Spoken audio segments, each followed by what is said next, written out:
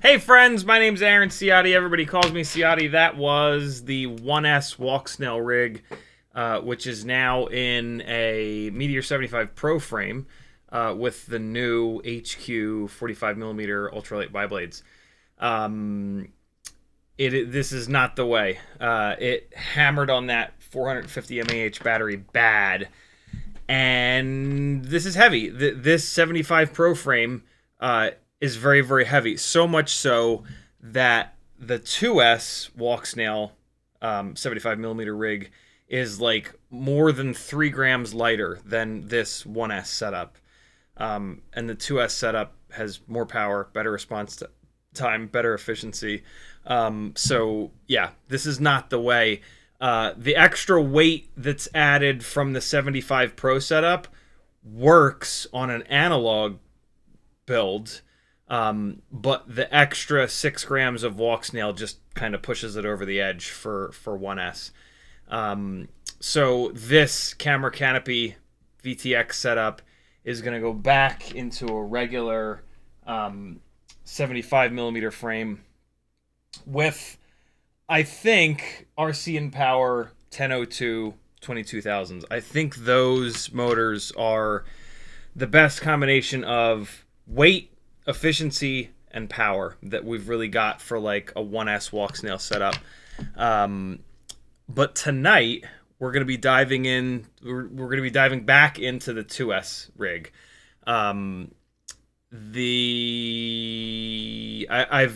I've noticed. So the AIO failed because of me.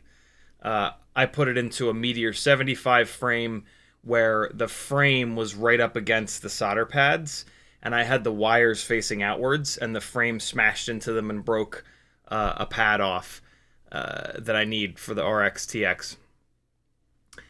I then switched the AIO on this guy, and now with the new AIO, I don't have OSD, and it's not putting the VTX into full power mode.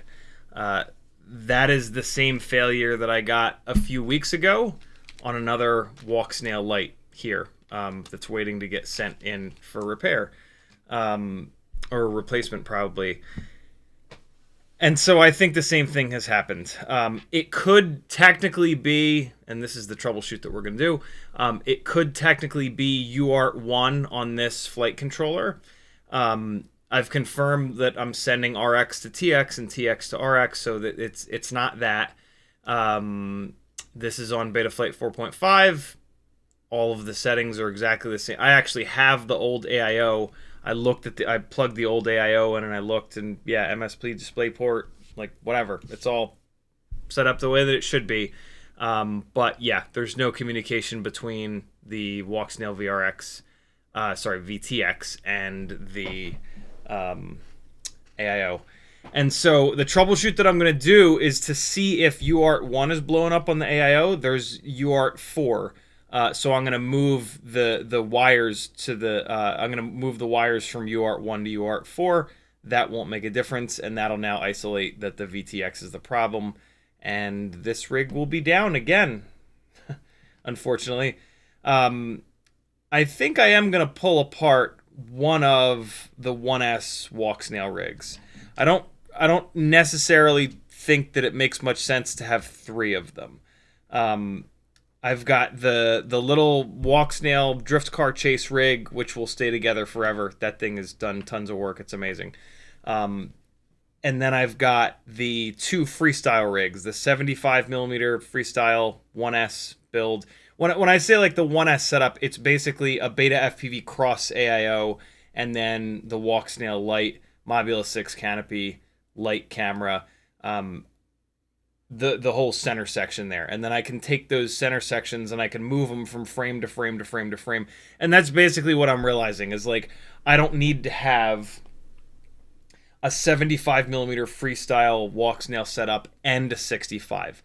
I can just have one of those two, and if I'm going somewhere that it makes sense to have it as a 65, if it's currently built as a 65, great. If it's currently in a 75, I just unplug the motors, pop the center section out, drop it into a frame with, drop it into a 65mm frame with 702's crazy KV and all that stuff.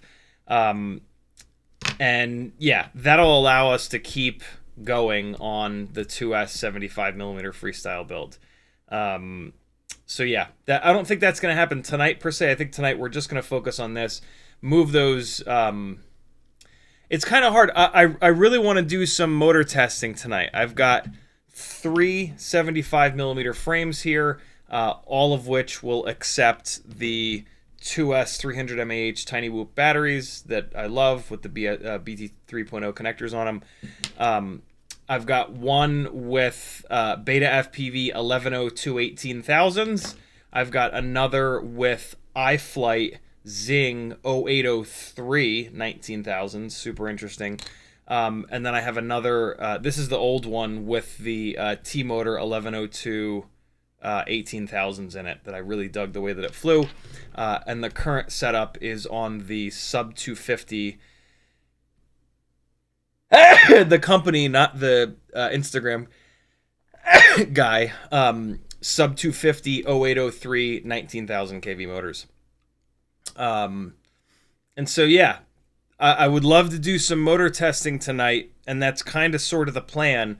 But one of the things that I like to test in the motor testing is the runtime, and without OSD, I really don't get runtime. Like, technically, sure, I could sit here with a stopwatch and fly the thing around, but the problem is when I crash it, with the OSD, it disarms, it stops the timer, and when I rearm, it starts the timer again. Without that, it's a lot more difficult, you know what I mean, to do that runtime testing. Like with just a stopwatch going, I basically have to not crash for the whole battery, which maybe I'll still do. But yeah, that's the deal. We're also going to do the t-shirt giveaway that I forgot to do on yesterday's or 2 days ago's live stream.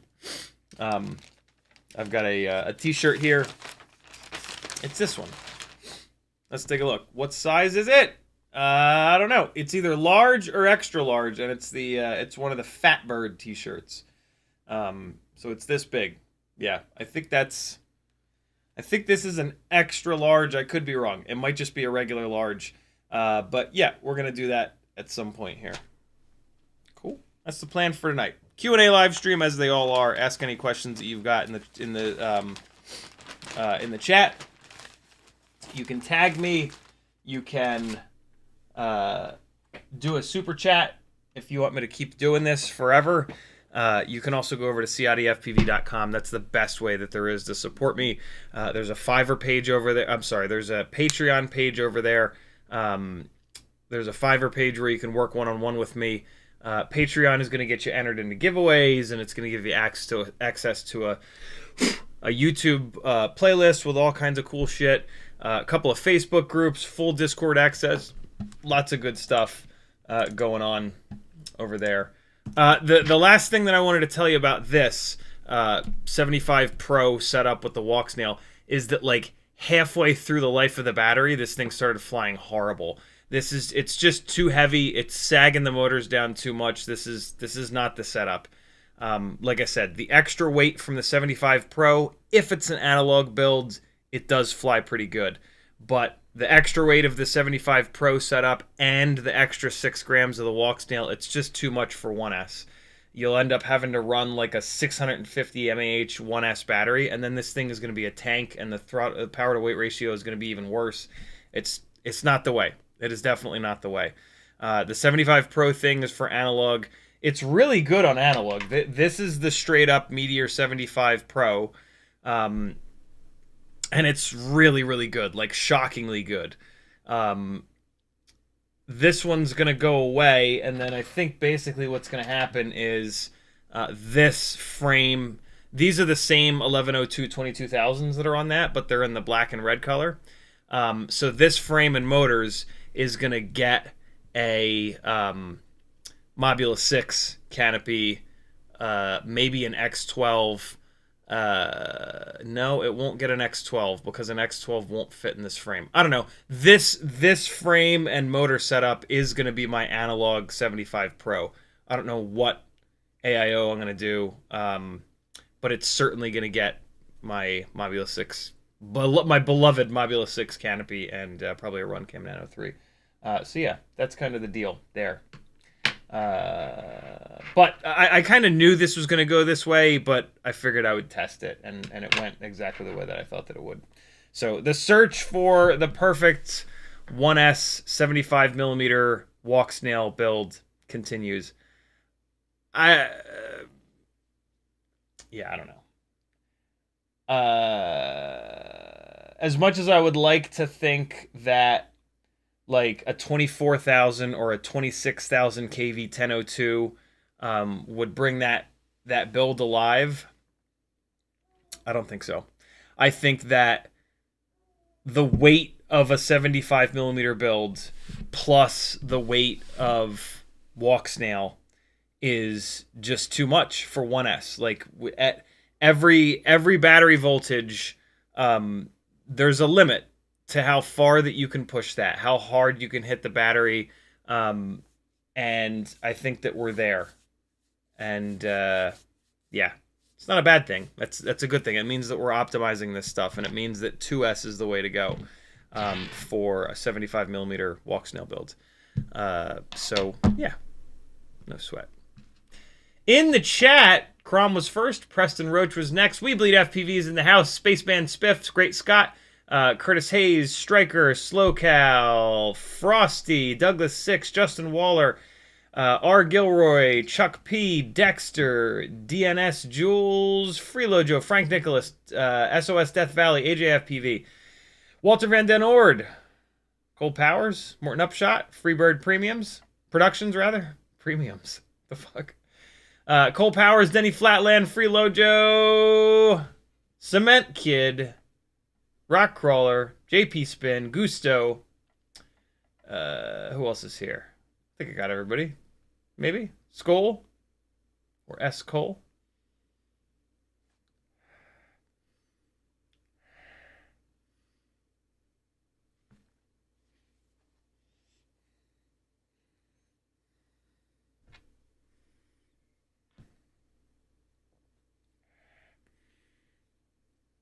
What smells like shit?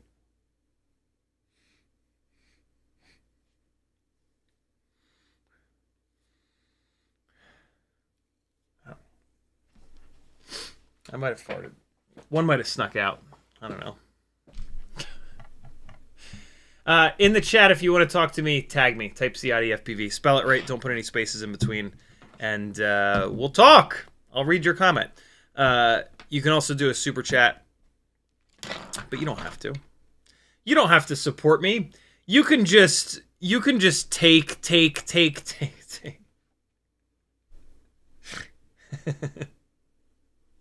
That's not nice. That's mean. I'm bolting on the 0802 33,000s back to where they belong on a 75mm frame. This is a Mobula 7 V4 frame.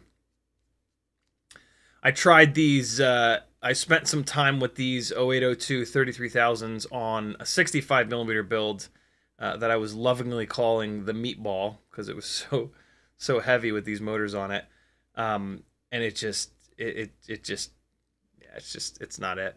I was very tempted to leave that build setup because Zotac just got in stock Gemfan 1210 biblades that are 1.5mm motor shaft. And so I was really tempted to leave that build together and do a Weebleed order, get some of those props and see how it is. But those propellers are not going to make that rig any lighter, and the problem with that build is that it's just so heavy. It's like 20.5 grams dry. And so, yeah, I'm sure that the 1210 biblades would have been a little bit better than the 1208. The current only 1.2-inch, 1.5mm motor shaft propellers that are available, which are the Gemfan 1208 tri-blades. I'm sure the 1210s would have been better, but they're not going to make the rig not be 20.5 grams. And so, yeah, it just sort of makes no sense. At some point, I will get a set of those props, and then I will get a set of the 0702 1.5mm motor shaft motors. At the moment, the only ones that Jesse has on TinyWhoop.com are like a pretty low KV. I want to say they're like 23,000 or maybe they're 26,000 kV. But that doesn't really matter because I'm basically buying them for the motor bell. And I'll take that motor bell off and I'll put it onto a stator that's 32,000 kV or 40,000 kV even. And we will have a 1.5mm motor shaft 0702 that's probably like indestructible, which will be pretty cool. What I'll probably end up doing there is a Ultimate Freestyle TinyWhoop build, right? Like all the durable stuff. 2G4, Cockroach V3 frame, those motors, the 1210 props. Yeah, that'll be pretty cool. I just got to figure out what stator I'm going to put them on. I'm kind of tempted to put them on I don't know. I'm tempted to do a 32,000 kV stator, but I think it makes more sense to at least do a 36,000 and then motor limit it down. But it will be pretty light. I mean, it should only be like 18 grams. So it shouldn't need more than 32,000 kV to feel really good. But, you know, I'm a power-hungry lunatic, so who knows what I'll do. I'm also really tempted to put them onto 40,000 kV stators, and since the build is like really gonna be tough, right? It's an analog 40,000 kV build, but it's like super durable, right? The 40,000 kV motors are gonna make so much power that it's gonna hit stuff harder, and so we can benefit from the extra tankiness, right? So yeah, maybe I'll do that. We'll see.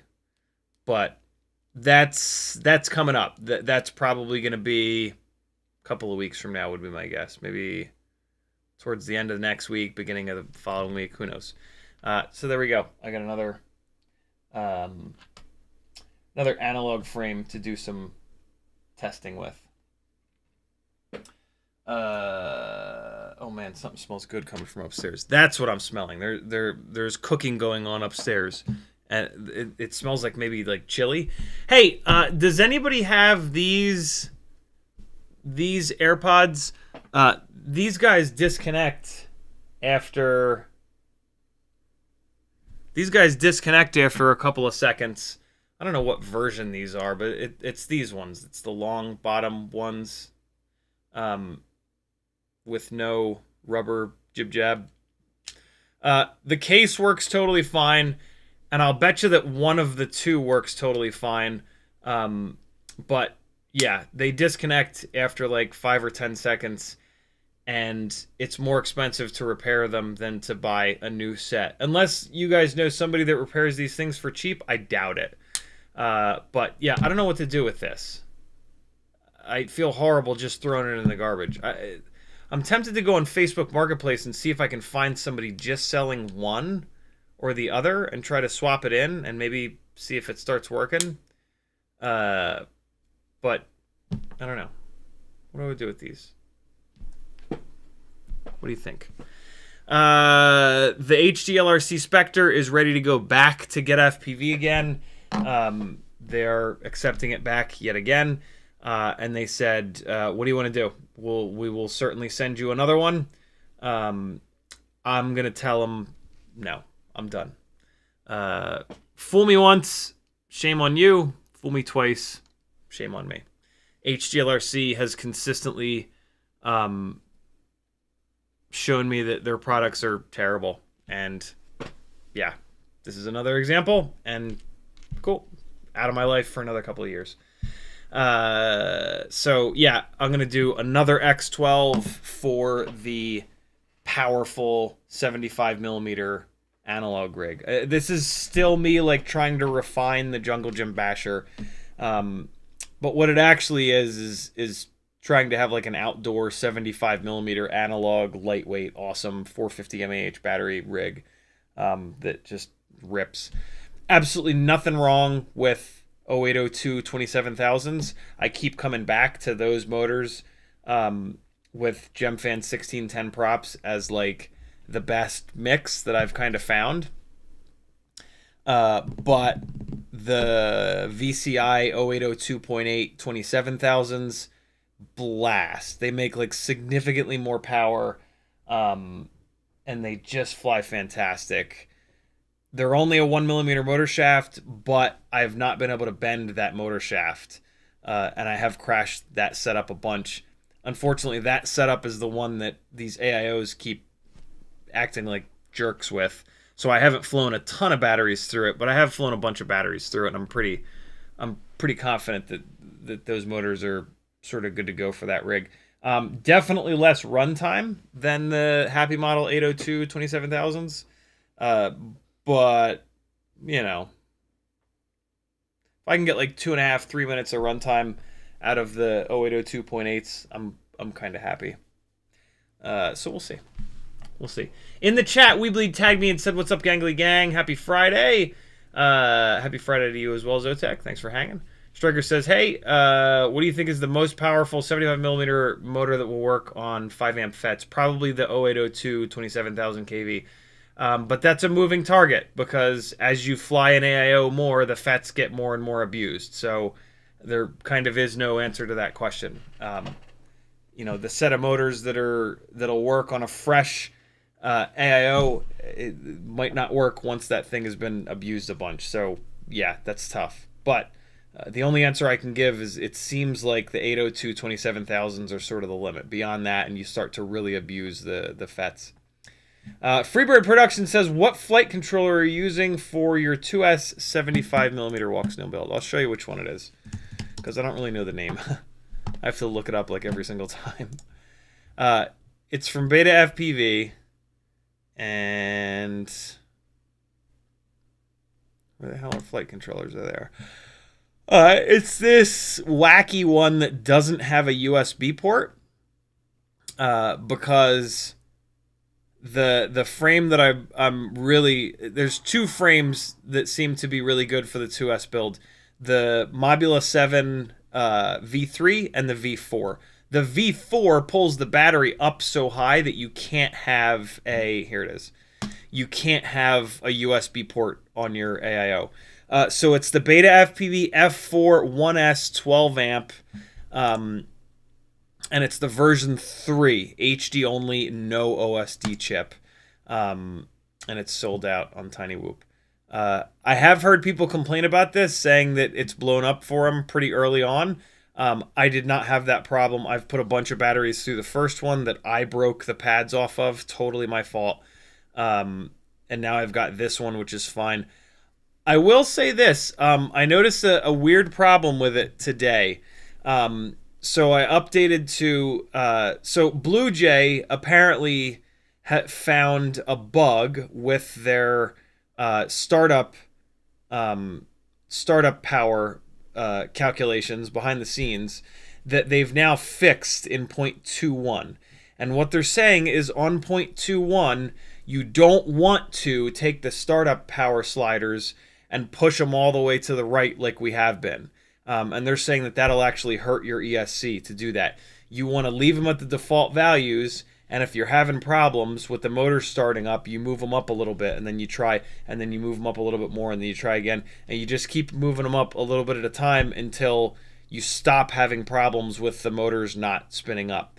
Betaflight seems to have this is the case with the cross style AIO, and it's also the case with this AIO, where for whatever reason digital idle does not work. You cannot use digital idle. You can use it, but it causes problems, so you shouldn't use it. And I ran into that issue with this. It basically, like, it makes the motors really struggle to get started. And like I guess I could have just kept moving the digital idle up to try to fix that problem, but I ended up with the startup power sliders maxed, and with a digital idle of 30, I would go full throttle, I would chop the throttle, and one of the motors would stall out. And now as I say all this, I should have just raised the digital idle. I'm sorry, the dynamic idle, not digital idle, dynamic idle. But yeah, we don't want those sliders all the way up. So I actually moved those sliders down a little bit. And then I put it back to the regular old school idle, and it's fine again. So that was a little bit weird, but yeah, now as I talk through it, I realized that I should have just been raising the dynamic idle. My bad. I'm usually able to run the dynamic idle at 30, and it's totally fine. So yeah, I don't know.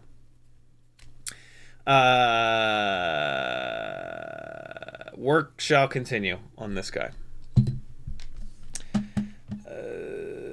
Cement Kid says, I know you're paying, my dude. Rockcrawler says, hey.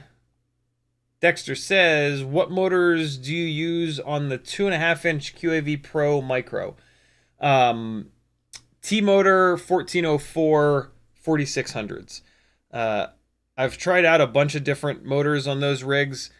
One of the most important things about those rigs is efficiency, and those 1404s are a nice lightweight motor. But yeah, they have like just enough kV, and they're a great motor. They're a motor that works really well for 3-inch and 2.5-inch, as long as you run one of the more pitchy 2.5-inch props like the Azure or the Emax Rush, I think it is. They only have one tri-blade 2.5-inch prop.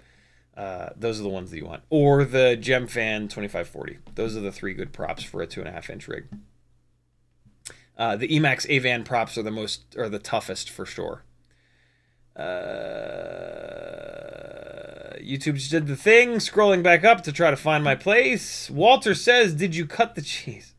Maybe. Great Scott says, check shoes. I don't have any on. Cold Power says, turd ul mode.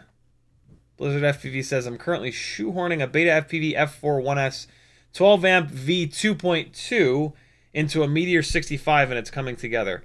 That is 1S. 12 amp 1S. What? Is that the same? Wait a second. Oh, this works on... I forget about that. This thing actually will run on 1S, won't it? This is one...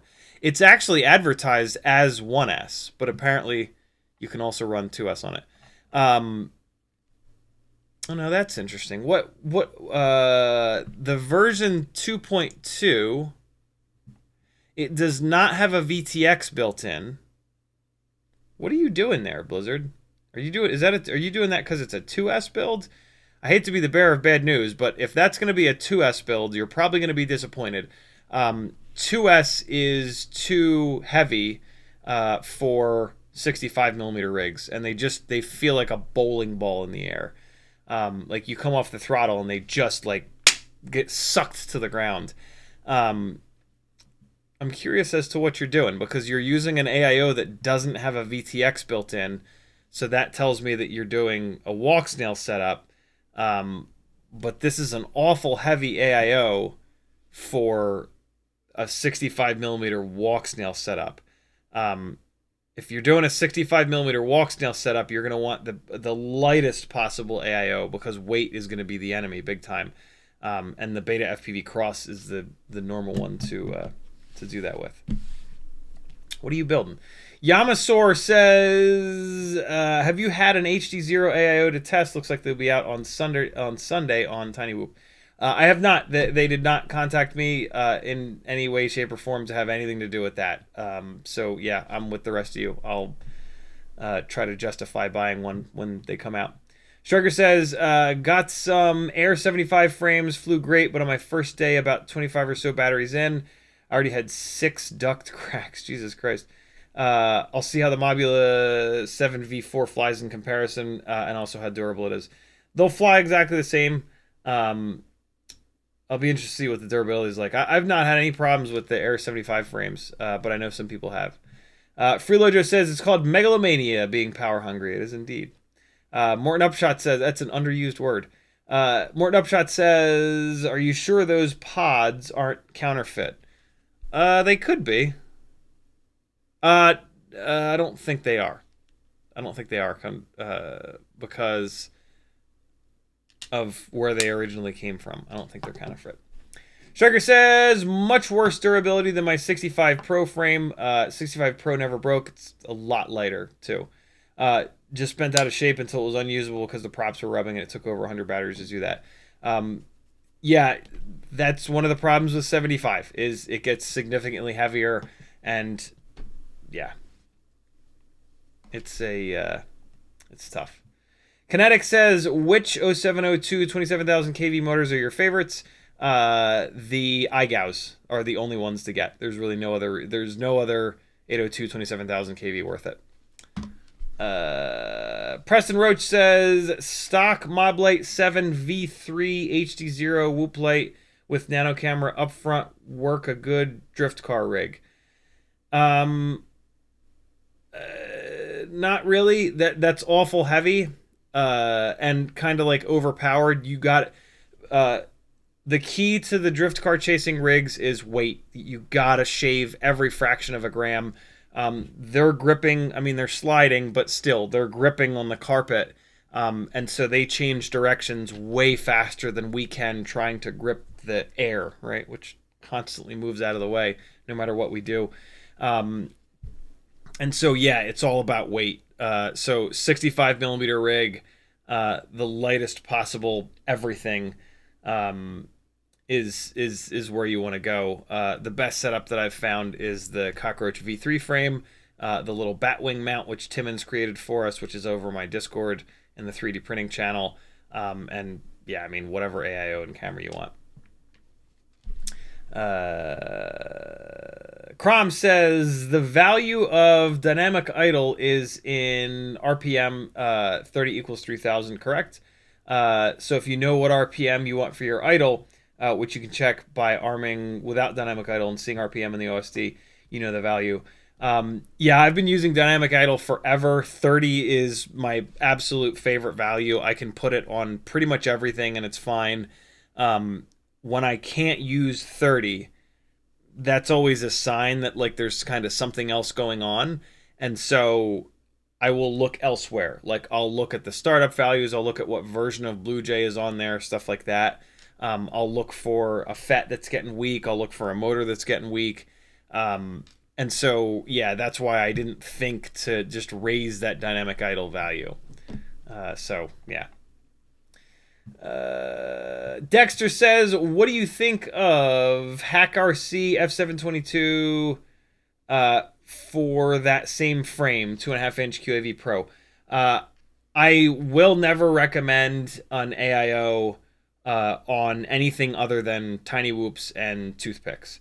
AIOs have a lot of negatives, and if you're going to build into a frame like the QAV Pro that will easily accept a 20x20 stack, you should absolutely do the 20x20 stack. It's going to be so much more reliable, so much more repairable, right? Like, if the ESC fails, you just replace the ESC. If the flight controller fails, you just replace the flight controller.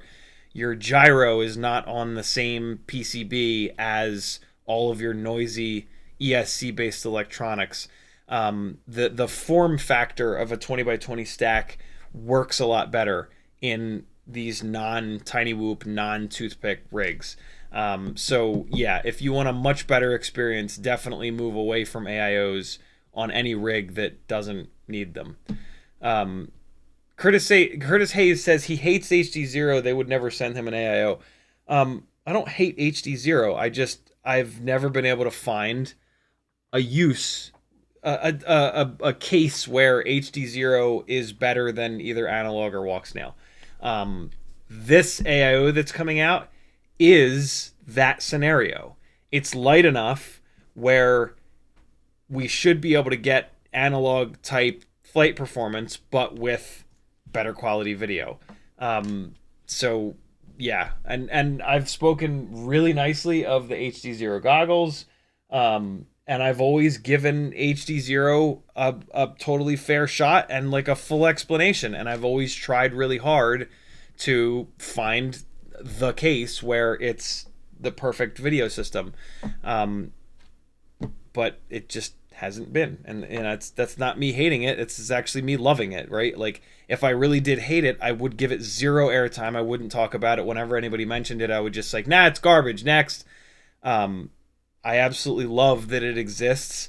It's just, I don't just use a product because I love that it exists. I use a product because it's the perfect product for X or Y or Z scenario. And since I'm not a racer, HDZero hasn't really been the best video system for any scenarios quite yet. But this AIO very well could be the one, and I'm actually really excited for it. It's expensive. I'm sure it's going to be like, I'm not sure, but it's probably going to be like $100+. And that's a lot of money to spend on another TinyWhoop, right? Like, the analog rigs fly fine. The video quality is acceptable around the house. Yeah, I don't know. I don't know. Frank Nicholas says the Apple device they are paired with will identify them in the settings app Bluetooth if they are authenticate. Yep, these connect and they work totally fine with iPhones. So that's why I'm pretty sure that they're not counterfeit. The counterfeit ones will require a different application, like they won't interface with just like Apple's settings and Bluetooth and whatnot. So yeah, they should be normal. Yeah, I guess I'll start looking. I mean, what are these? I guess I'll start looking for blown up ones on Marketplace. I'm sure there's a million AirPods. So yeah, it's these ones, Gen 2. So like $40, but see, like they're working. I mean, $40 and they're working? Like, what the hell?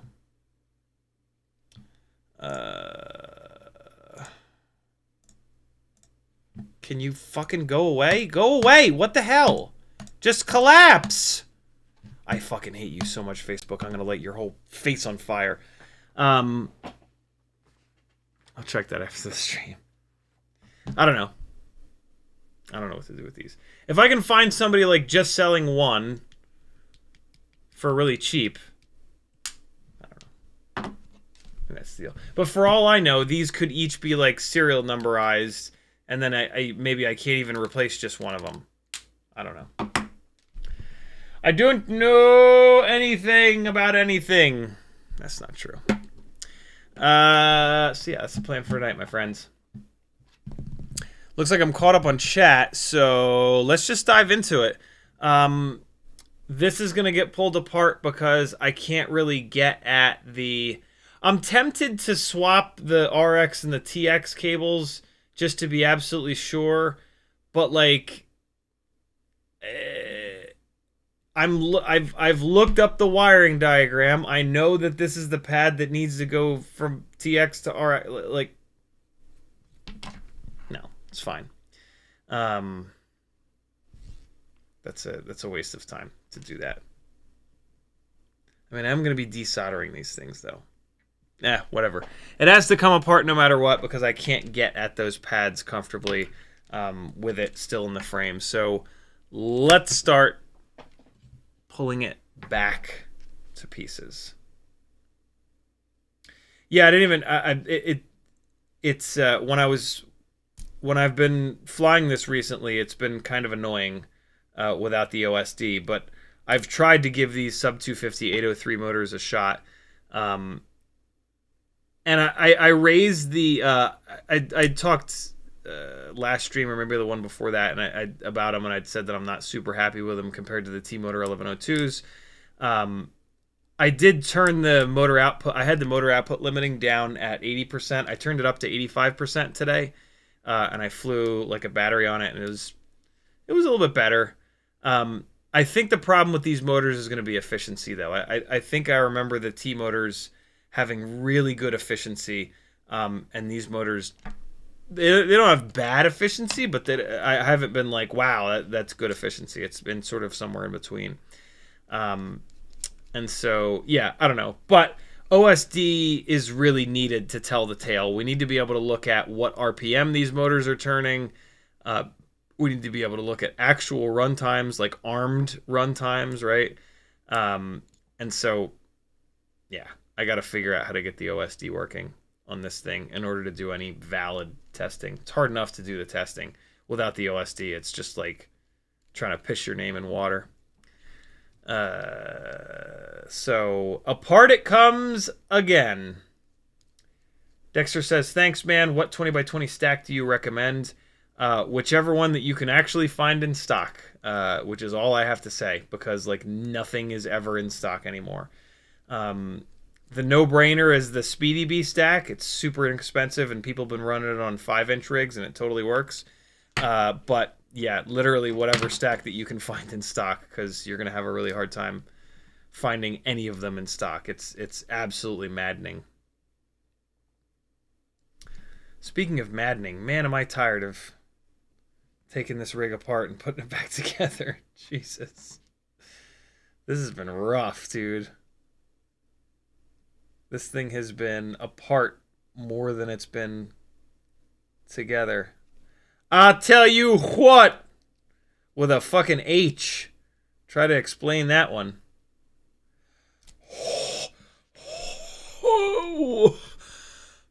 What?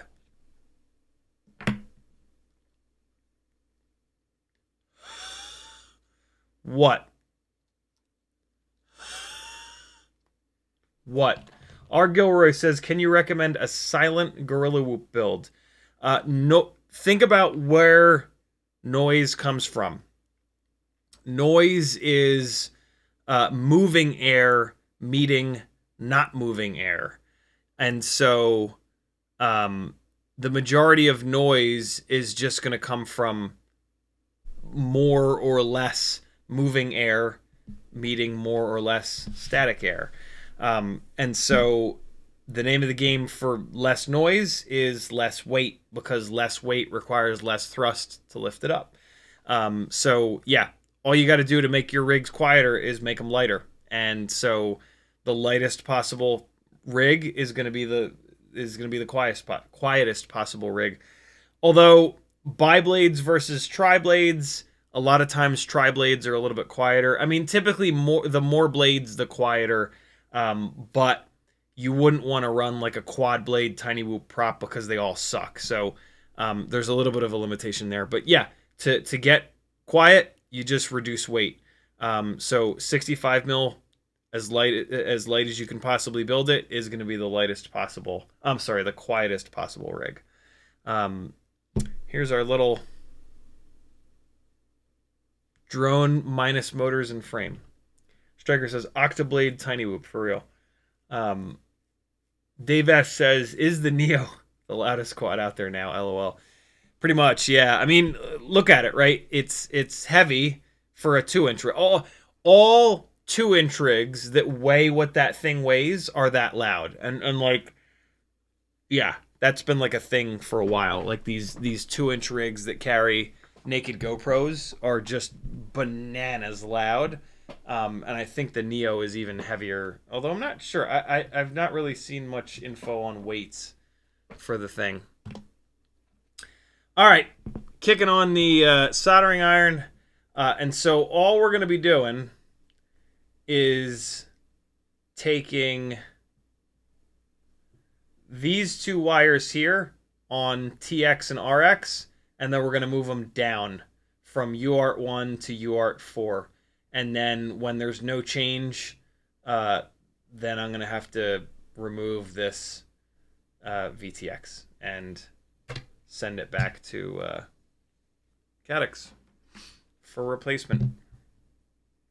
Apparently this is a very common failure of the Walksnail Lite, which is annoying as hell, but welcome to FPV.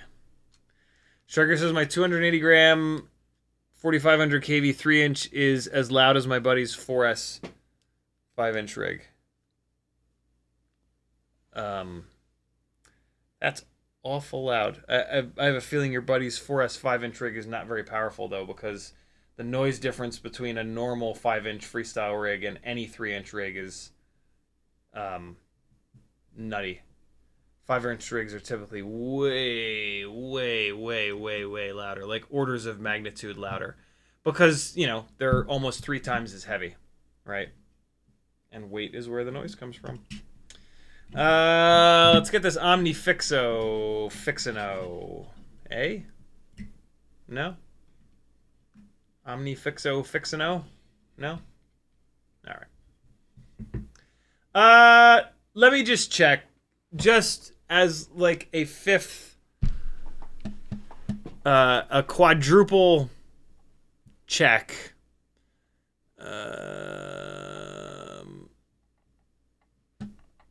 All right, so here's the AIO, right? Nope, that ain't it.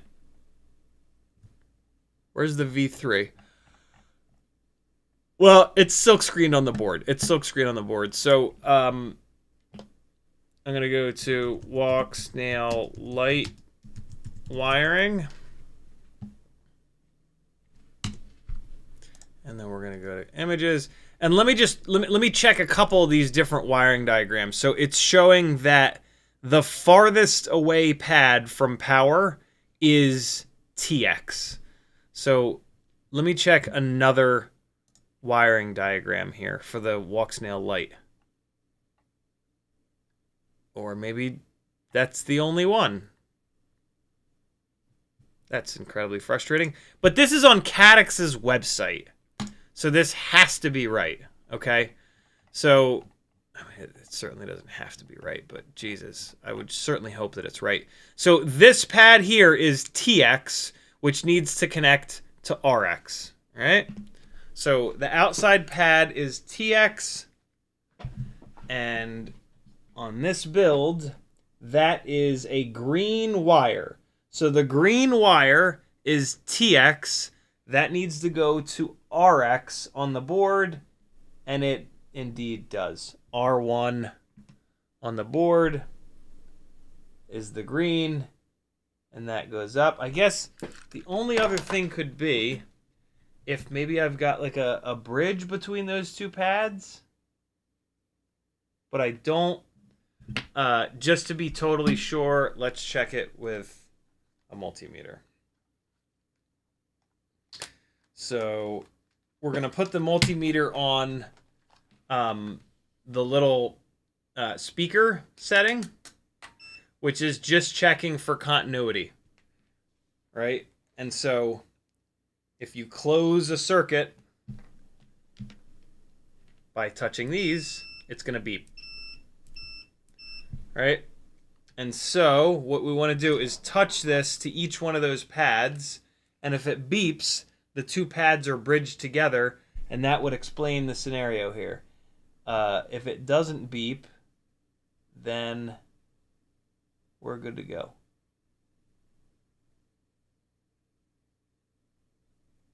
And so it's not beeping. We can double the test by touching the other side of those wires, which are hooked up to the VTX. There's RX and there's TX. No beep. When I touch these together, I get a beep, as I should. Yeah.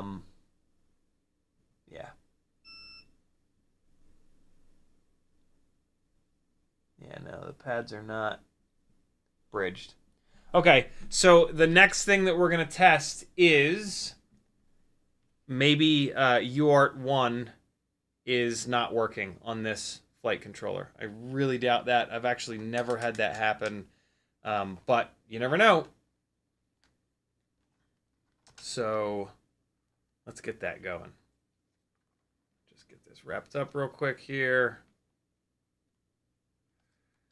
Ah! Come on. I tried to chop a branch that was about 15 feet up down from a tree in the backyard yesterday. It was a branch that was touching the roof, which is no good. And so I bought a hand chainsaw, and then I bought an arborist's line with weight, and I threw the arborist line up over the branch, and then I tied it to the chainsaw, and then I pulled the chainsaw up and over. I had a hell of a time getting the teeth on the chainsaw pointed in the right direction. And then, but I eventually got it, and then I started to saw at that branch, but the chainsaw kept getting stuck, and eventually it got so stuck that I broke the throw line like an idiot, and then I just got pissed and threw a line up over the whole branch and just yanked the branch down really hard until it broke. But then it didn't like fall out, so now that branch is just hanging down, like half holding on. It's all fakakta, man. It was a real shit show in the yard yesterday, and now my back is all jacked up because like I was like reaching up, like yanking down really hard and like putting all my weight on it to try to get it out. It was such a shit show in the backyard yesterday. But I got the branch off the roof. That's the important part. I was, and when it broke, I was actually able to get the chainsaw out of the tree.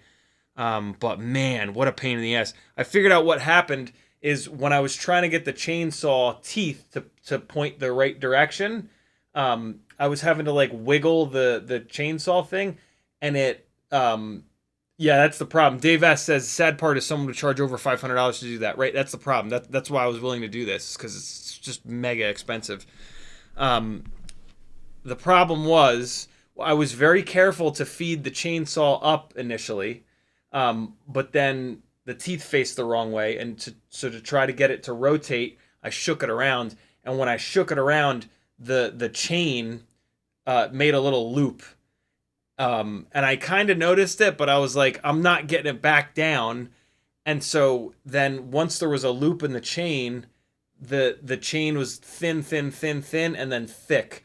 And so when I started sawing, that thick part jammed itself in there. So there is another branch that's actually up even higher that I would like to try to get down, that I would like to try to cut off. So at some point I will try this again, and I'll just have to be really careful about pulling the chain handsaw up. The other problem is I shouldn't have been using the arborist line to do that. I should throw the arborist line up, and then I've got a bunch of 550 paracord. I should tie that off. I should feed the 550 paracord up and over, and then the 550 cord is what I should tie to the chainsaw, because 550 cord is a lot less stretchy. It's also a lot stronger. The arborist cord is meant to be slippery, so that when you throw it up over the branch, it actually slides down the other side of the branch. So yeah, I learned some stuff. I learned to not chop branches off trees because it's a nightmare. But I learned some stuff. I learned some shit. All right, let's see if the flight controller is blown up or if the VTX is blown up. Spoiler, it's the VTX. But we will check it just to be sure.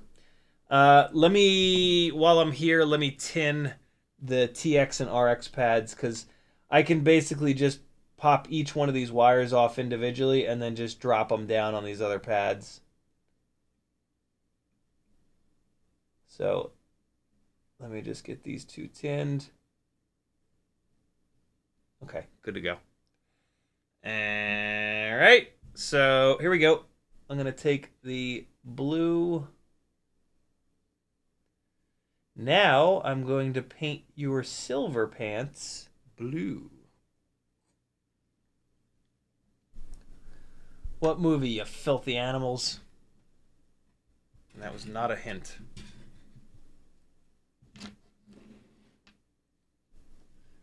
All right, here we go. Blue wire, which is on TX1, is free. And I'm going to bring it over here. I'm going to put it on TX4. All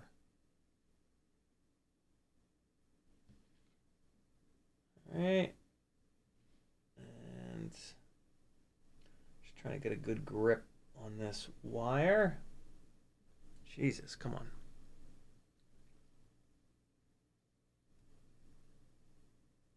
All right, so I got to get the wire like rotated in the right direction, basically. Because this is such a tight build. Yeah, everything has to be like absolutely dead on the money.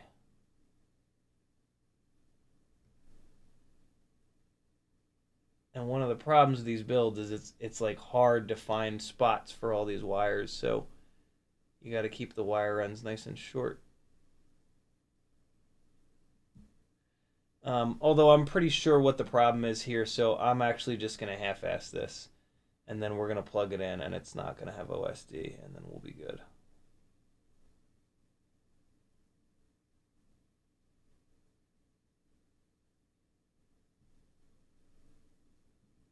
Okay. That one's on there. It's ugly, but it's on there. Here comes the wire from R1. And again, I'm not going to get it perfect. I'm just going to get it on the pad.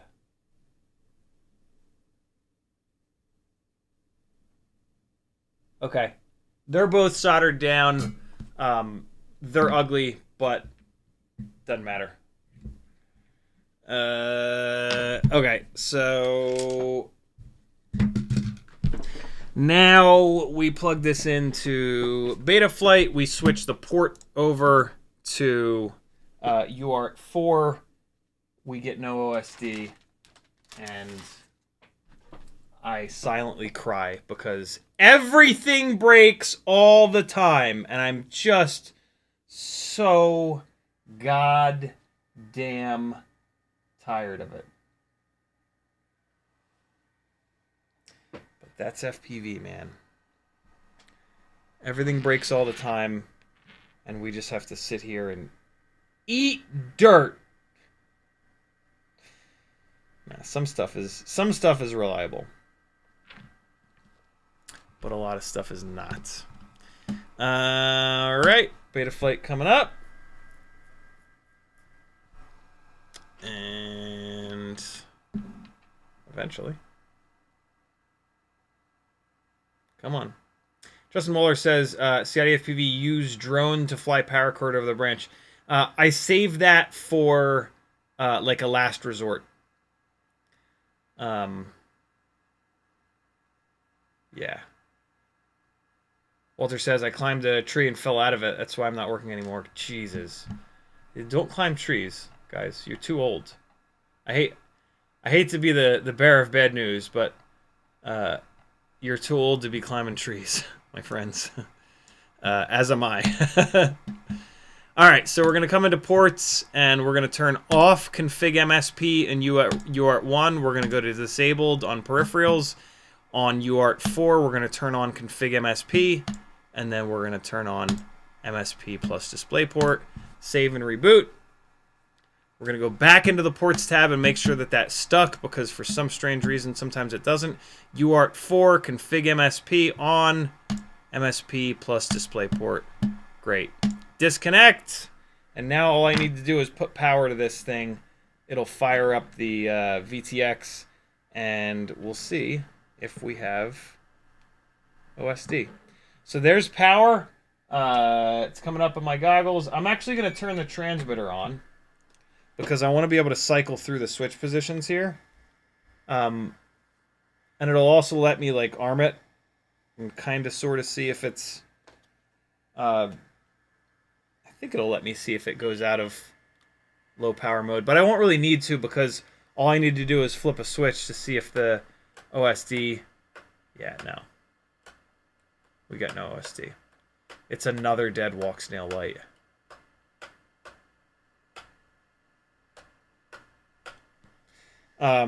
Yeah, no, I got nothing. And when I arm it, the lights on the flight controller tell me that I'm arming it. So, yeah, it is arming. Yep. When I change between modes. Yep, nope, it's arming.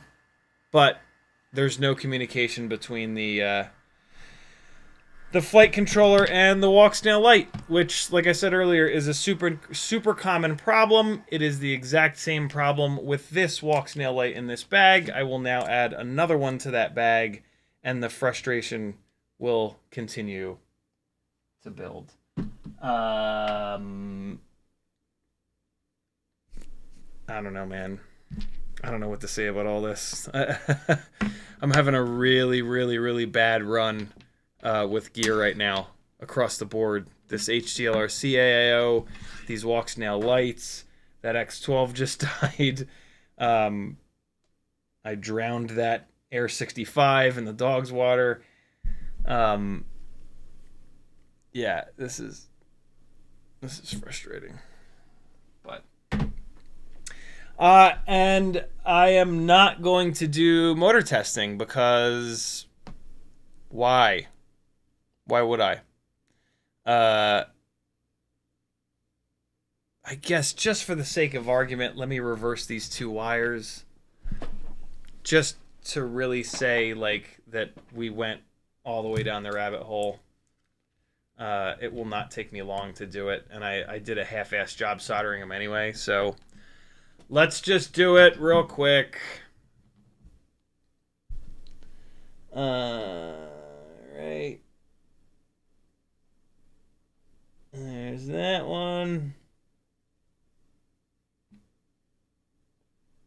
Here comes this one. All right, those two pads are now bridged. Let's break that bridge. There we go. Okay. And so now I'm going to go green wire on the inside here.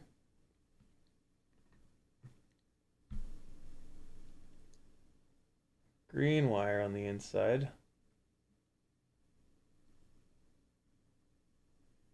Jesus, come on, man. These pads are so small. Jesus Christ.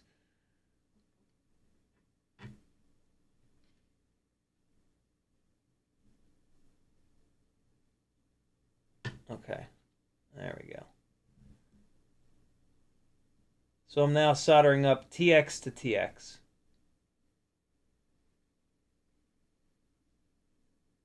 which you don't normally want to do. But, you know, let's, I can't think of any other reasons that, Walksnail won't communicate with the flight controller. I can't think about anything else. Moving it from UART 1 to UART 4 removes any chance of, like, weird resource issues. But, I mean, it's a brand new flight controller, and, like, I just did this build, and it was totally fine before.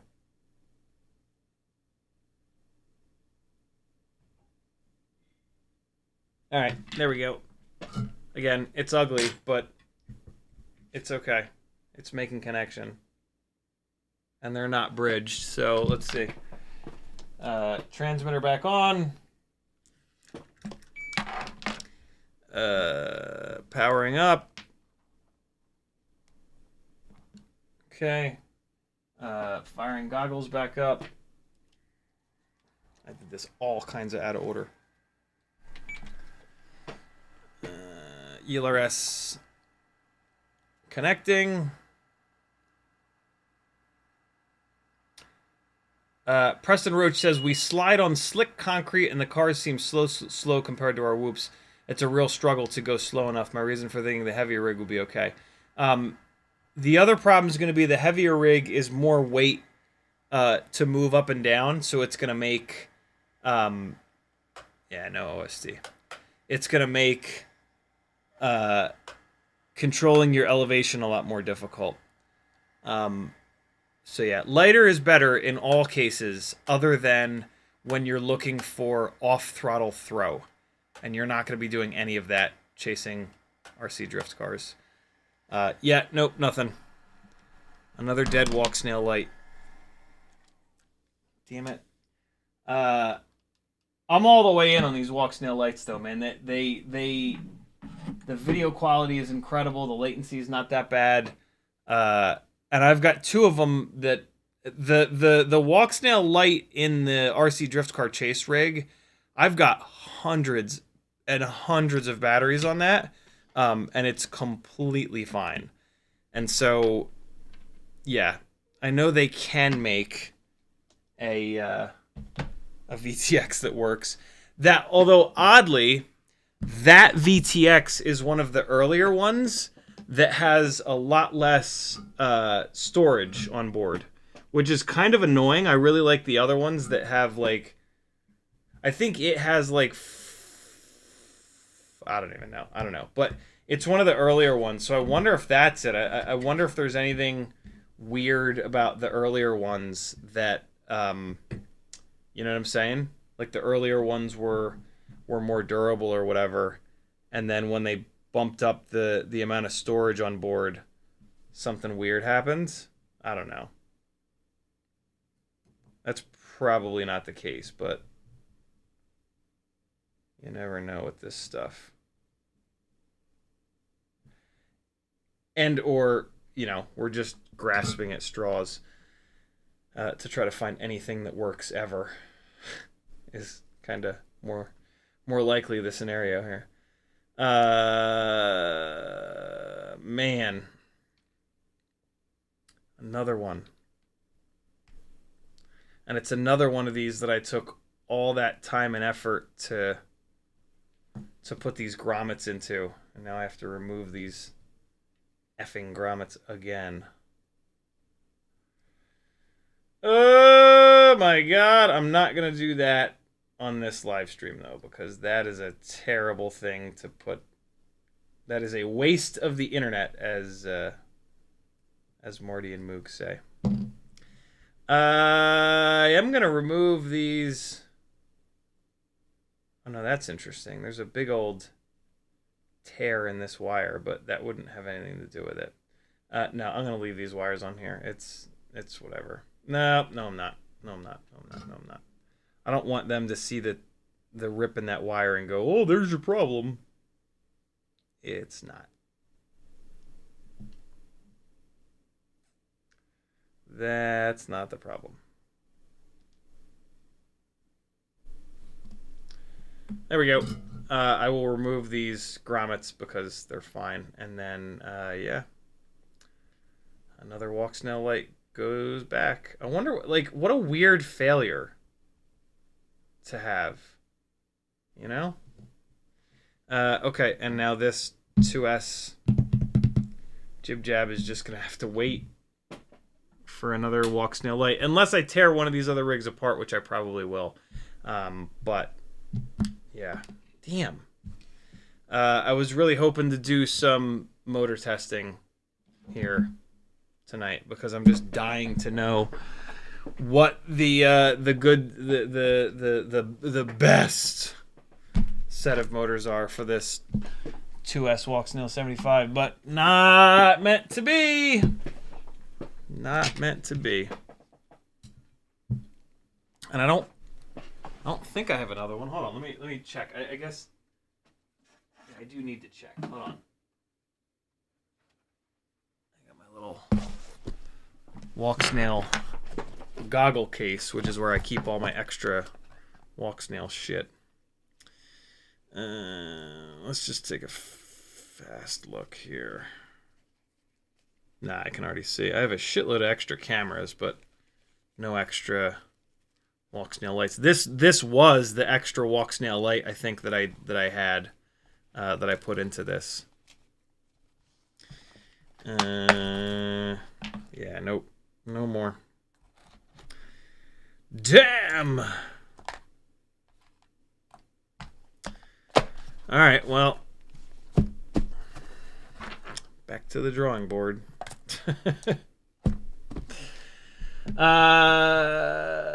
Ebod says, what are your thoughts on the OmniFixo? Mine is finally coming soon, and I'm wondering what you think about it. It's great. Any pros or cons worth noting? I really dig it. Although, to be completely honest, I typically use the... more often, I use the Mass Adhesives thermally... What's it called? Thermally resistive putty. This is my favorite stuff to hold components, but every once in a while, this is not the right tool. So, I mean, here's the long and short of it. Get some of this. Have some of this. Awesome. Little tin. Just sits right up on your desk. Super simple. Great. Super quick to use. Easy. Awesome. Every once in a while, this is not the right thing. The OmniFixo is in that scenario. What I don't like about the OmniFixo is these ball connections between the grabbers and the magnetic base. It doesn't have enough resistance, and I find that even if, and there's ways around it. You can take this part off and you can push the little rubber thing up, and that makes it a little bit better, but not quite better enough. You can also use two of these to hold stuff. You double clamp it, and then you have two of these things. It's still not quite enough. That's my complaint with all helping hands, is that they're not stiff enough. And when I go to work on stuff, it moves away slowly, and then it bounces back, or it just moves slowly away, and it's just super annoying. The other cool thing that you can do with these is you flip these guys upside down, and then the ball faces upwards, and now this doesn't go anywhere. And I end up using this more often than not with the clamp on the bottom like this, because it won't go anywhere. It holds it really solid, but then it only holds it flat. You can't like articulate it around and stuff. All that being said, this is hands down the best of the helping hands, like unquestionably. And I absolutely love having this sitting here. It really does come in handy. So yeah, between this and the thermally resistive putty, you'll be able to like much more easily do any and all of the work that you need to get done. So yeah, I dig them. I dig those two tools quite a bit. They are all that I use to hold any of these components, and I can always, between the two of them, get the component into just the right spot where I'm not like fucking, really struggling to get the work done. And that's, that's really all that matters, is that we're able to get the work in front of us in a way that that we can get it done comfortably and properly. Crom says, anyway, to confirm there's no Betaflight / config issue by testing a known working VTX. Yeah, I mean, I can tear one of the other rigs apart and pull the VTXs out of it, pull the VTX out of it, but I'm hesitant to do that because, like, those are built rigs, you know? Like, I kind of, I would rather wait for one of those rigs to need to come apart or for one of those Walksnail lights to fail. Yeah, it's I don't know, man. I don't know.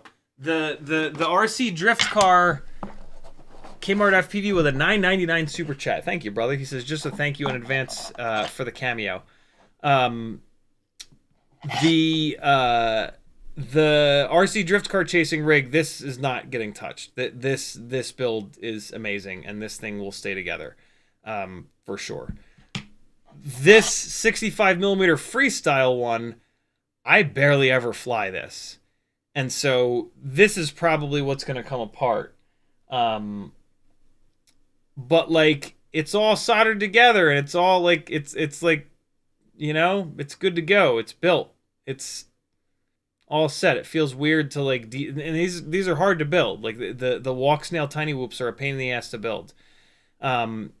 And so I really feel bad pulling this apart. Plus, like, this will come in really handy if I go like gorilla whooping something. Like this is like the ultimate gorilla whoop build, I think. Yeah, it only gets 2 minutes of runtime, but who cares? If you're gorilla whooping something cool, you know, you sacrifice runtime for getting 1080-60 footage of a really cool spot. So, yeah, I don't know. It feels weird to pull this apart. What I will say is that one of the strands of MIPI between the VTX and the camera has broken on this. And so I am kind of tempted to pull it apart, but it hasn't affected the way that it works. So it's fine for that one strand of MIPI to be broken, but like, that's almost enough of an excuse to like pull it apart and swap the MIPI cable out. But like, that, you know, it doesn't affect the way that it works. So like, that's kind of silly to do that. I don't know. Is the Walksnail Lite in stock anywhere? I guess is the real question. It has to be by now, right? Looks like Rotor Riot has them. So yeah, 32 gig. All right, so they went from 8 gigs to 32 gigs. That's what it is. So yeah, it looks like it's in stock over at Rotor Riot Warquimes. Looks like maybe even Get FPV has it. This is AliExpress. We don't care about them. Wow, Ready Made RC. No way. Ooh, does Newbie Drone have it? Looks like it's in stock all over the damn place. Nope, not in stock at Pyrodrone, although let's open it up anyway.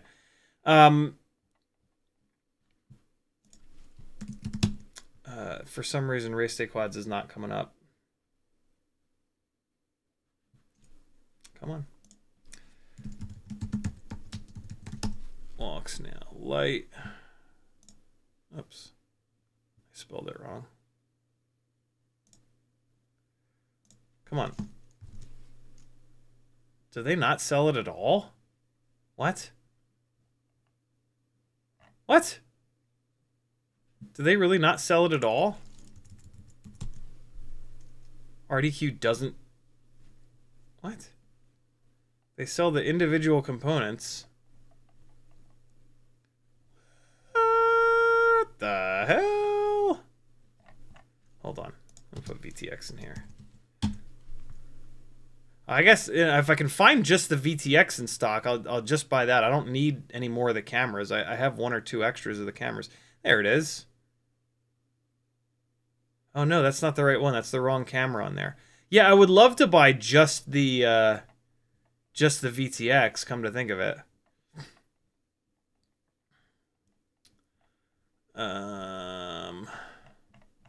right, so RDQ is a no-go. Looks like Water Wyatt has it. Good to know. GetFPV has it. I would rather order it from them. I'll probably end up getting it from here. Although, let's try this. Walksnail VTX.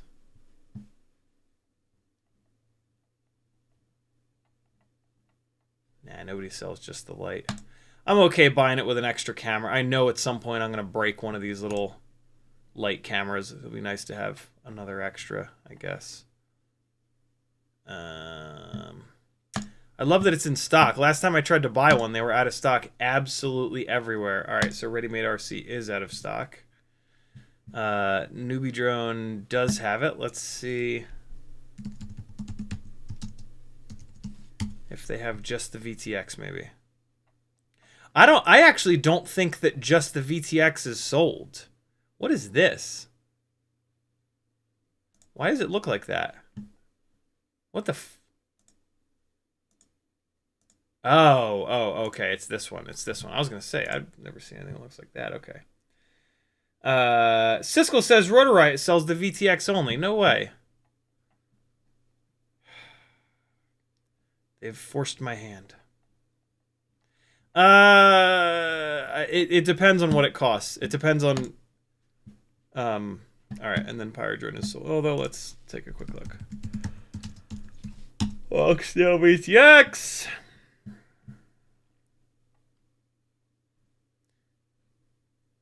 So that's not the right one. I definitely don't want to get one of the ones with the heavier camera. I have like 4 extras of those heavier cameras.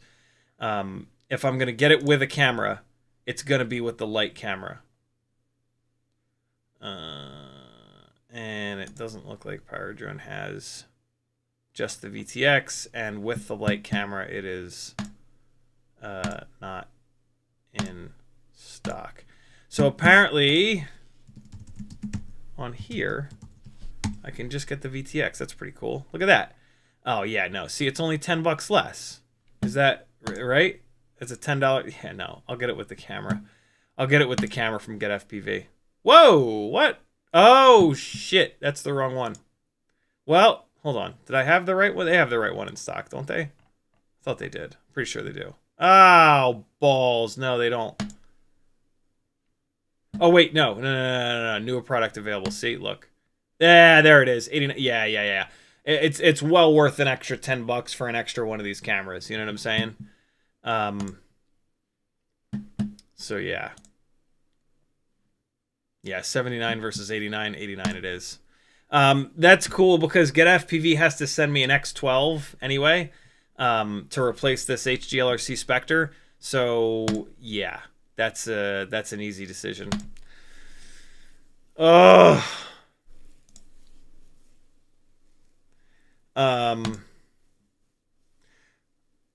For the record, I'm gonna have some Walksnail lights for sale at some point here because I've now got 2 that are going to get sent in for repair, replacement, whatever.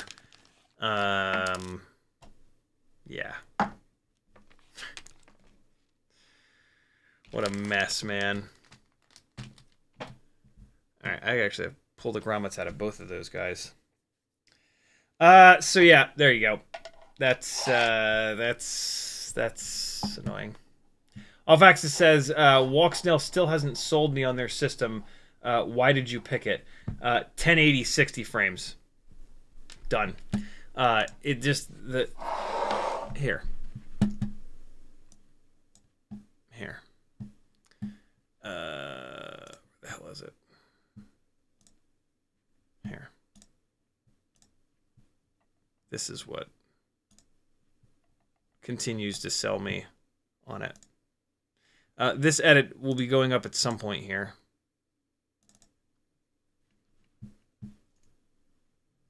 You guys will get a sneak peek for hanging out in the live stream.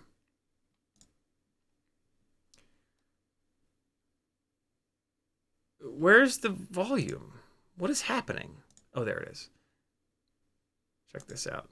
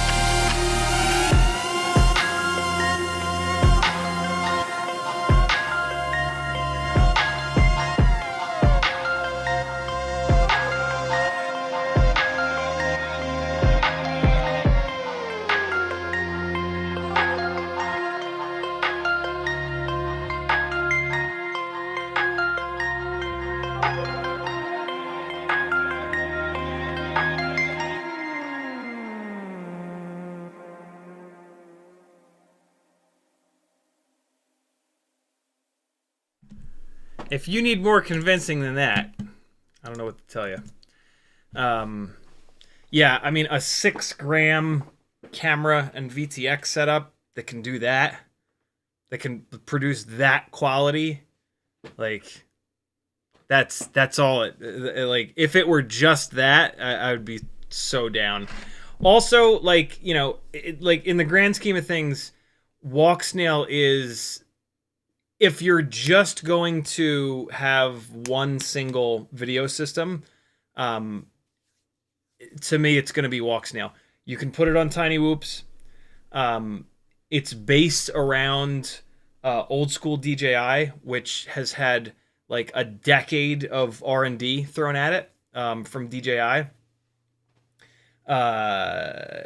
Low latency, great onboard DVR, great goggle DVR. The menus work fairly well. These goggles are great, and they're pretty inexpensive nowadays. The Goggles X still seem to be kind of a hot mess. But yeah, these goggles are awesome. Yeah, it's got like pretty much all the benefits, all the advantages of old school DJI, right? But it's refreshed. It's a little bit newer. The fact that it's 1080 versus 720, yeah, sure, okay, that's a little bit better. But you know, I don't really care too much about that. Yeah, it's just if you're gonna pick one video system to rule them all, I think it's the one. It's the annoyance of Walksnail is the quality control. Old school DJI quality control was phenomenal. Walksnail quality control is FPV quality control. So sometimes you get one that's great and it lasts a long time. Sometimes you get two in a row that shit their pants. That's FPV, baby. So yeah, I've had pretty good luck with it though. The bigger Walksnail VTXs have been completely fine. You know, it's a pretty popular video system, so of course you're going to find a bunch of people saying it's trash. So yeah, it seems to do pretty good from a range standpoint. Although I don't look too much at long range stuff. You'll know better than me, off axis, because you're in that world.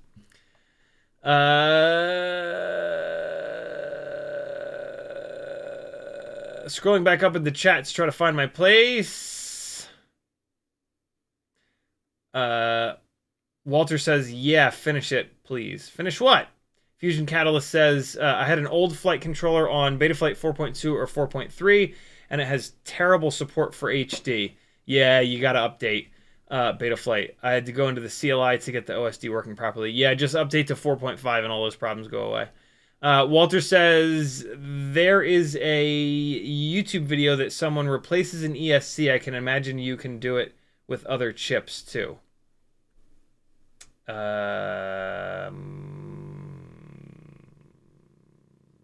not sure what you're getting at there, Walter. Crom says, slap a HDZero Whoop VTX on that 2S Whoop for the motor testing. You know, I actually have one. But then I would need to adjust like the grommet height and all that stuff. That's an awful lot. I have one that's going to be going up on the Etsy store. Hey, lots and lots and lots and lots of new stuff over on the Etsy store. Go check it out. CiottiFPV.com. Second link down, I think, is the Etsy store. Lots of really cool stuff on there and lots more stuff coming. I've got just piles of stuff on the coffee table to guilt myself to when I'm, you know, trying to relax, watch a movie or TV. To sit up and take pictures of stuff and list them on Etsy. So yeah, lots more cool stuff to come. One of which is an HDZero VTX. I'm not sure which VTX in camera. Scotty Scott says, since you checked continuity on everything else, you should check the wires themselves. They do break inside the insulation sometimes. That is a really, really good idea. I still have the wires sitting here. No, I don't. I threw them in the trash can, but I will check. I will grab them out of the trash can, I should say. Hey! Good thinking, my friend. The power of the collective right here. Alright, there's the blue wire. Oh, I just need the blue and the green wires. There they are. All right, god damn you. All right, let's see. Putting it back into audio mode. And so all I need to do is touch one end of the wire and the other end of the wire. And we will know. So we've got this end of the wire. And then this end of the wire. Jesus. Hold on. Let's do it over here. All right, one end of the wire. Come on. Come on.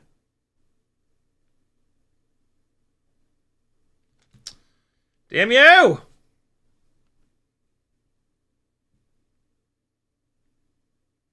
right, there's one. And then... Why is this so difficult? Okay, green wire's fine. Yep, green wire's fine. Where's that blue wire at? Here's the blue wire.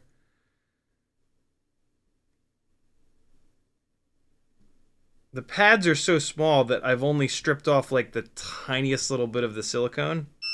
Yeah, now the wires are fine. Damn it! I was really hoping that was the problem. Good call. Good thinking. Damn. Yeah.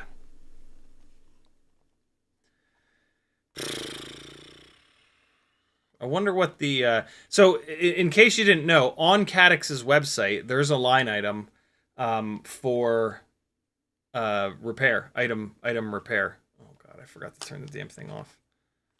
I already started to wrap it up. And I think what they have you do is send the stuff in, and then they just send you a replacement. But I've been waiting to do it, but now's the time. I'll do it maybe this weekend. I'll put a little jib jab in there. What else is happening, folks?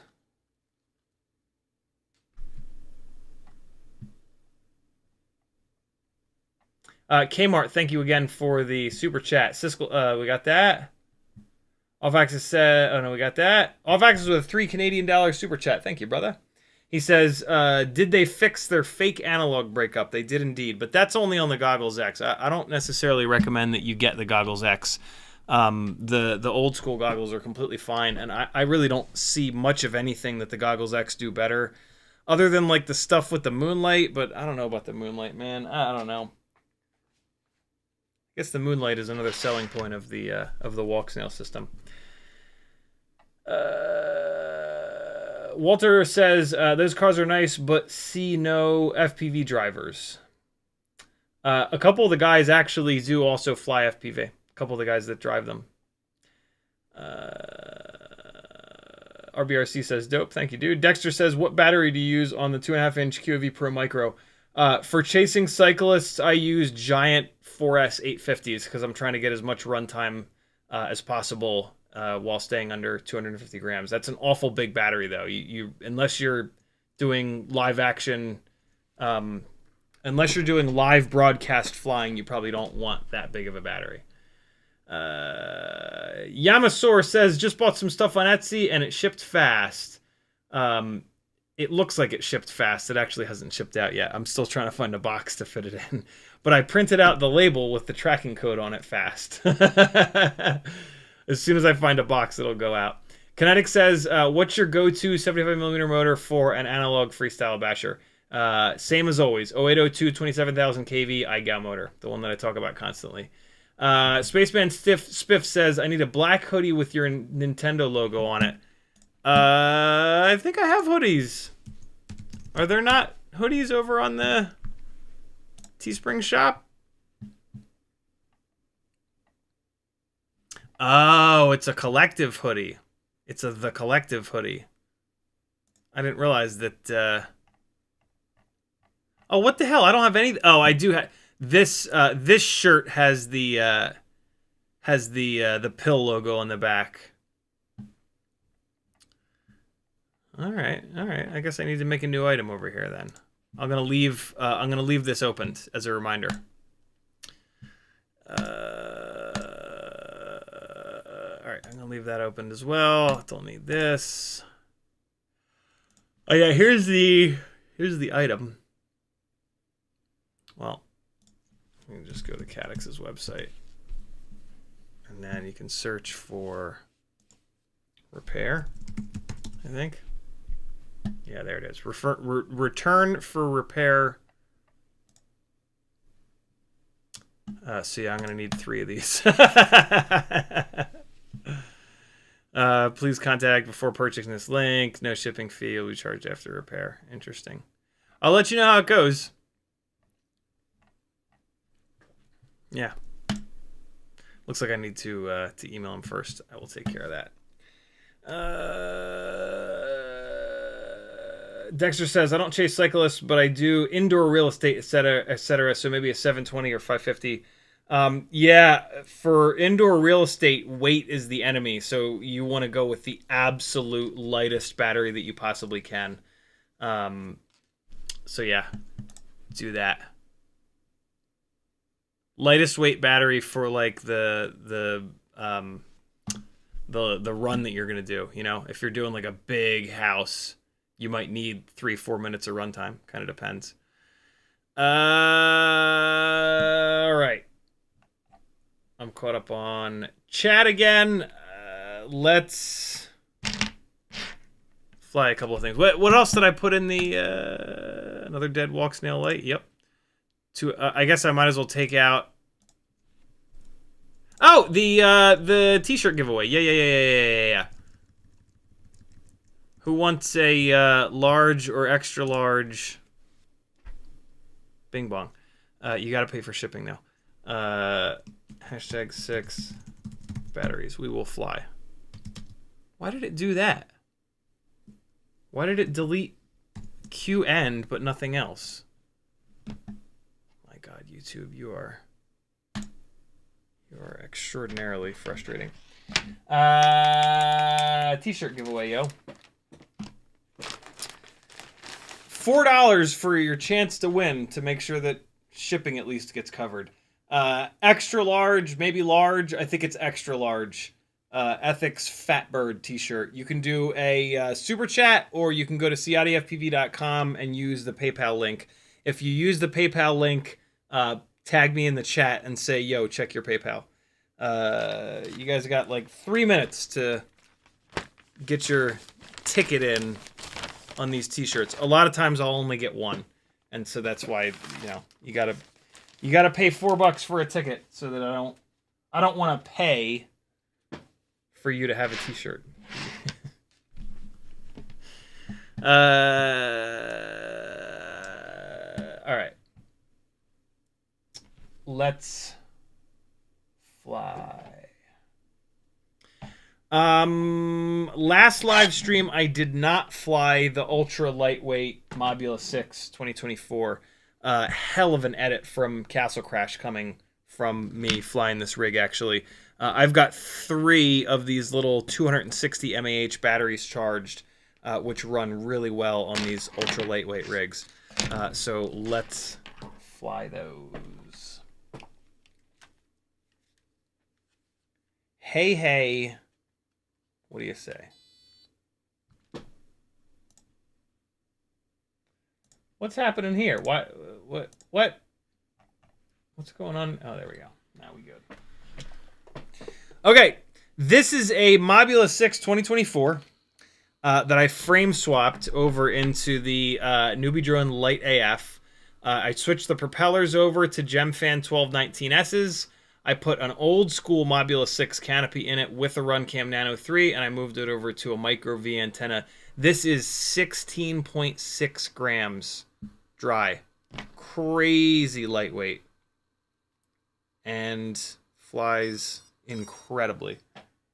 It's so light that I haven't had to change the motors out,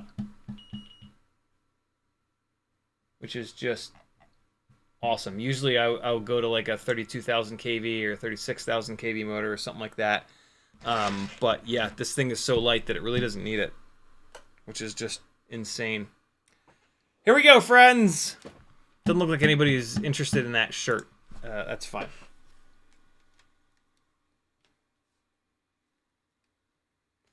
All right. So, Jesus. It's so light that like the hover point is higher. Hold on, let me make sure that the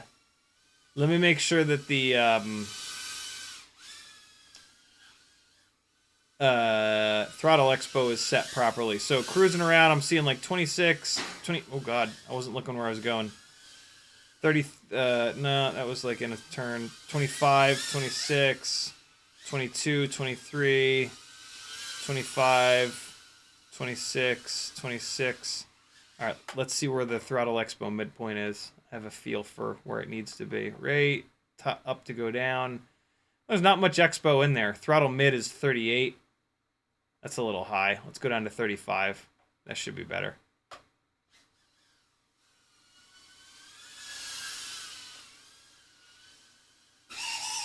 Great. I'm looking at the throttle value on the right side of the screen rather than where I'm going. 27, 30.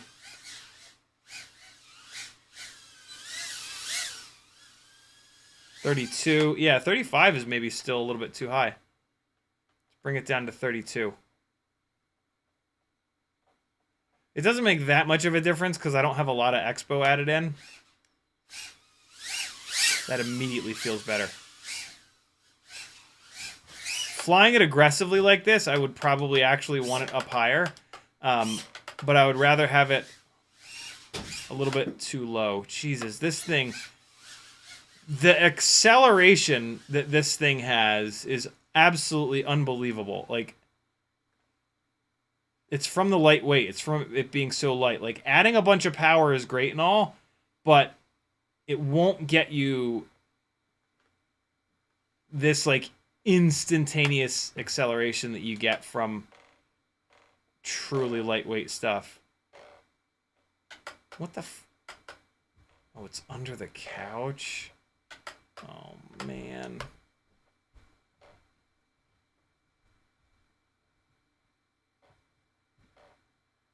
I hear somebody. Oh, I see a hand. I see fingers. Yay! Thank you! Who saved me? Maggie saved me. Thank you. Thank you. She's the greatest. Ah!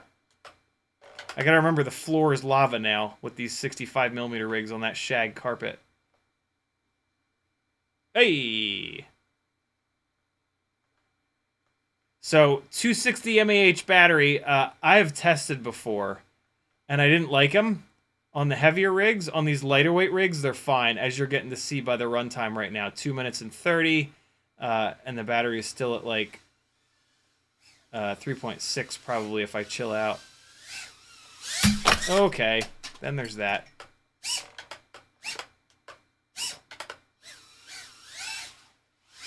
I need to fly these 65mm rigs more to get back in the swing of it. I'm so dialed into flying the bigger stuff lately that you just have to be so much faster with your inputs on these 65mm rigs because they're just so light. You know, stuff like that, like it just dropping down on the other side of the couch here and then having to try to like thread the needle between the wall and the little light. Like that shit's hard, man.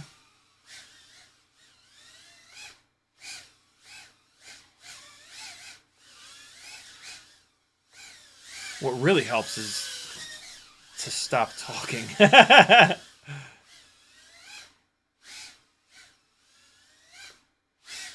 Hey, no.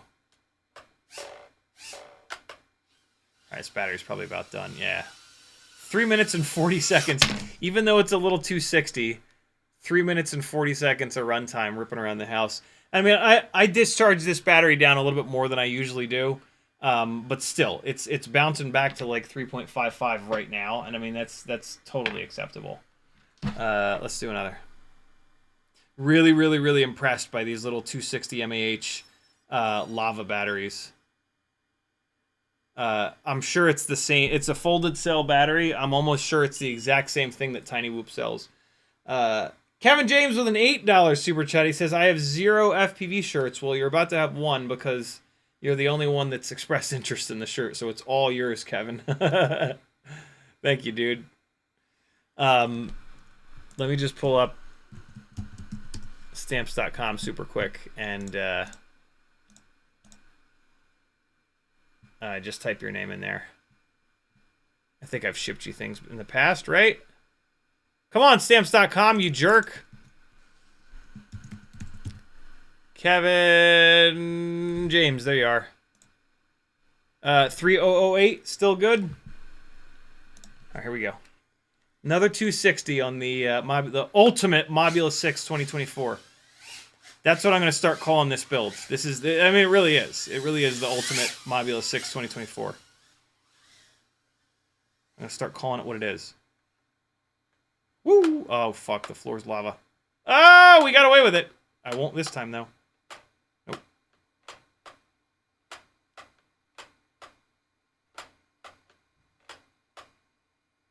Hey! Oh, shit. Oh, shit. Oh, my God. Come on, now. Oh, no. Oh, God, no. Oh, God, no.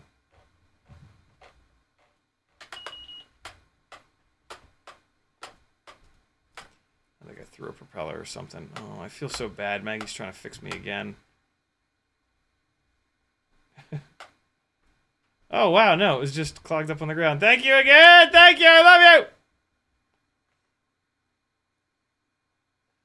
That is like my favorite new move right now. Gotta come up with a name for it. Hey.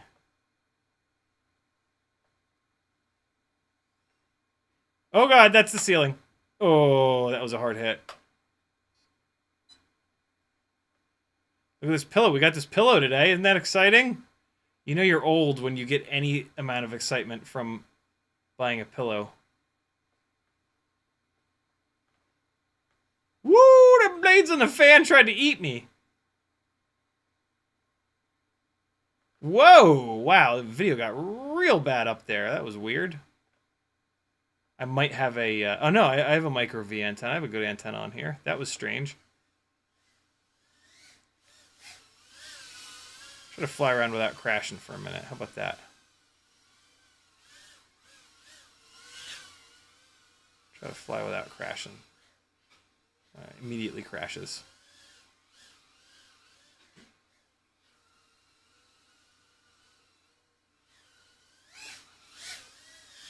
Immediately crashes.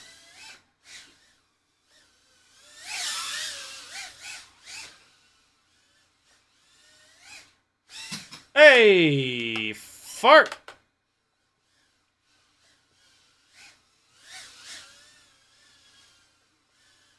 Oh, come on now. That was just cruel. Mega Power Lip! Oh!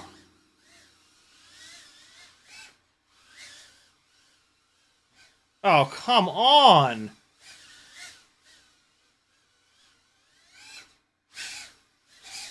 Really? I do this super hard thing and then just fly face first into the top of the gate. Why? Why does that happen? And why does it happen so often?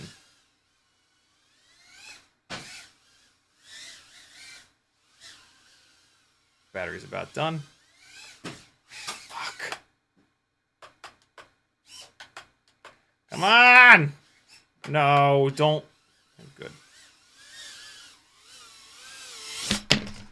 Hey, 3 minutes on a 260. Not bad.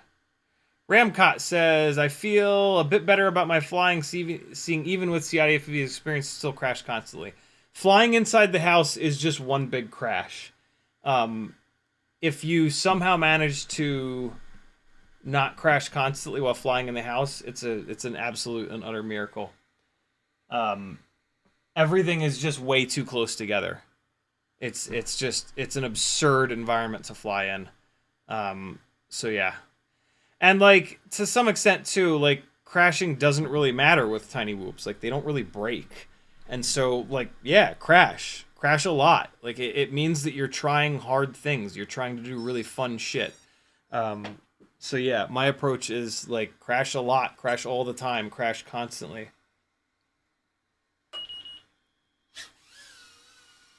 I know some people don't like that. Some people don't like watching me fly when I'm, like, crashing constantly. Which, like, I get it, but I don't get nearly as much satisfaction out of flying safe. It's way more fun for me to fly super hard, like beyond my limits, and try to hit like crazy shit.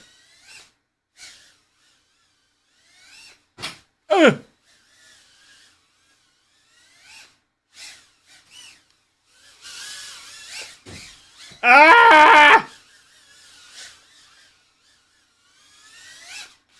Oh! It like just nipped that that gate. Hey. Okay, don't. Yo, come on now.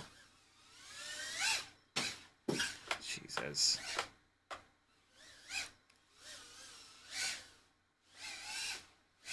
Oh man, I was really making corrections there to try to get that lined up. Fuck! Get off of there. Thank you. Oh, Jesus Christ. Sometimes it's just... there's just nothing I can do.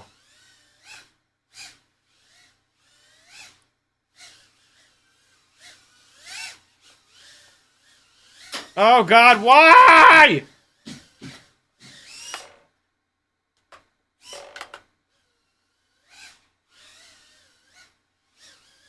I haven't done a mirror flip in a while.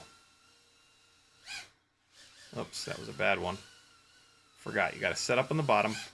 There's a decent one. Oh! Mirror flip with a bonk in the middle. Hey!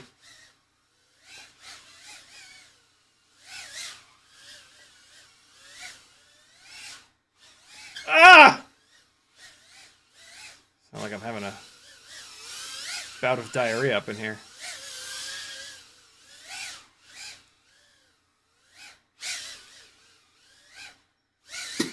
That was actually 2 Matty flips, but the first one you could barely even see me go through the damn gates. Come on now! No! Get out of there! No! Oh, oh, we're good.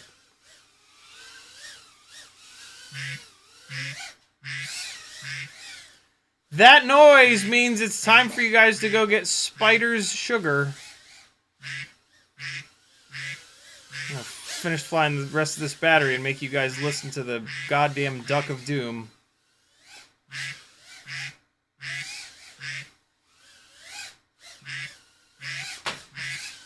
Screw you, Newbie Jordan Gates! Why are you so mean to me? Ah! Sometimes they're nice to me, though. Hey! I'm having a hell of a time with Matty flips tonight.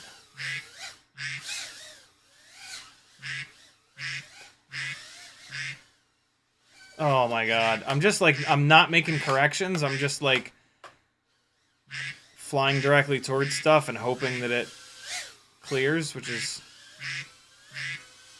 a good way to get great footage, but whoa, this battery. Oh God. Jesus Christ, really? I ran that battery down way too far, although it's bouncing back up to 315. Look at that runtime, 340. Shut up, phone, shut up! Shut up! No more quacking.